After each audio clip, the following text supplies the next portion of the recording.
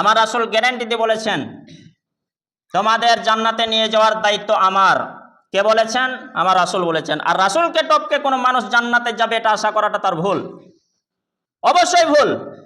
আমার রাসূল আমাদের জন্য কাঁদবেন জান্নাতে, আল্লাহ আমার উম্মতদের দাও। তো সেই রাসূল সাল্লাল্লাহু আলাইহি সাল্লাম বলেছেন তোমাদেরকে জান্নাতে নিয়ে যাওয়ার দায়িত্ব আমার, গ্যারান্টি দিচ্ছি। দুটি জিনিস তোমরা আমাকে গ্যারান্টি দাও তো। সেই দুটি জিনিস কি কি? মাই আজমাল্লি বাইনা লেহিয়াহে, লেহিয়াতুন বলা হয় এই যে ঠোঁট, আমার দিকে তাকান, এই যে ঠোঁট। তো বাইনা মানে দুই ঠোঁটের মাঝে যা রয়েছে, দুই ঠোঁটের মাঝে কি রয়েছে? দন্তের মাঝে এই যে জিভহা, নরম মাংস, সামান্য জিনিস, সামান্য জিনিস, নরম মাংসর জিভ।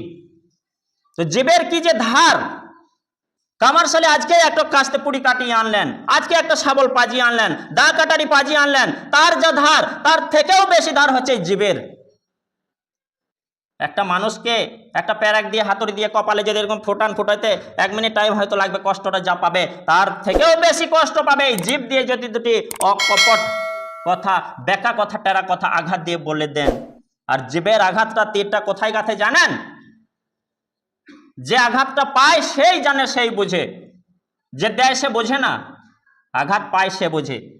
জিভের আঘাতটা সরাসরি যে এই যে বুকের অংশে যে হাত দেন, সবারই ধুক ধুক ধুক ধুক ধুক ধুক করে হার্টের মধ্যে আছে, হ্যাঁ, একটা কলিজা আছে যেখানে মানুষের ময়া জমে, ভালোবাসা জমে, মমতা জমে, যেইখানটার মধ্যে মানুষের হিংসাও আছে। তো সেই জায়গাতে জিভ দিয়ে আজকে আমি যদি দুটি বড় কথা বলে দিই, আমি যদি নামাজ পড়ে দোয়া করছি, আমি দেখছি এখানে কেউ আসেনি, আমি এক আল্লাহ গো আকুডের সমস্ত মানুষকে জাহান্নামে দিয়ে দাও, তাহলে কতটা কষ্ট লাগবে? কোথায় লাগবে? দিলে। আর আমি যদি বলি আল্লাহ গো আকুডের সমস্ত মানুষকে তারা যেমন পেরেছে ইবাদত করেছে, আল্লাহ মানুষ মাত্রই ভুল ভ্রান্তি হয়, তাদের ভুলগুলি ক্ষমা করে তাদেরকে জান্নাতুল ফেরদাউস দান করো, তাহলে কত ভালো লাগবে শুনতে। এই তো জিভের দ্বারাই কথা, সামান্য কোথায়? অন্তরে। তা বলে রাখি, জিভের যে একটা ধার, শাবলের যা ধার, গুলির যা ধার, কুরুল কাটারির যা ধার, তার থেকেও বেশি ধার হচ্ছে এই যে জিভহার। নরম মাংসর বটে কিন্তু আঘাত, ধার, তেজ খুব বেশি। তো আমার রাসূল সাল্লাল্লাহু আলাইহি ওয়াসাল্লাম এই কথাটাই বললেন আমার সাহাবীরা, কিয়ামত পর্যন্ত আনেওয়ালা মুসলমান যদি আমাকে গ্যারান্টি দেয় দুটি জিনিসের, তার গ্যারান্টি আমি জান্নাতি, তাকে নিয়ে যাব অবশ্যই, তার কোনো টেনশন চিন্তা নেই। এই যে দুইটি ঠোঁটের মাঝে যা রয়েছে জিভ, ততএব আমরা জিভকে সকাল থেকে উঠে ঘুমের ঘুরে ব্যবহার করি না, যদিও ভুলভাল বলি। জেগে থাকতে যদি আমি কথা হুঁশ করে বলি, যে কথাটা জিভ নড়িয়ে বলছি, আমি এক খুতবার মাধ্যমে যতগুলি কথা বললাম, যদি কথার মধ্যে ভুল থাকে আল্লাহ ক্ষমা করবেন, যদি ভালো থাকে আল্লাহ সাদকায়ে জারিয়া নেকি দেবেন। তো সেরকম প্রয়োজনীয় যত কথা সারাদিনে বলি, কোনো মানুষকে যেন একটা কথা দিয়েও আমি আঘাত না করি, এটা আমি মনে রাখবো। তাহলে আমার নেকিটা অল্প হয়েছে, কামিয়েছি অল্প, সেটা জমা থাকলো, আমাকে কিয়ামতের দিন তাকে আর দিতে হবে না।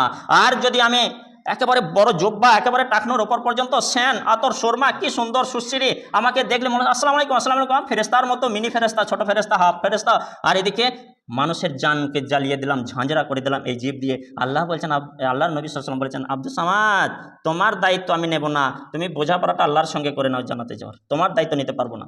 কেন? জিভকে তুমি ভালো খাতে ব্যবহার করো না।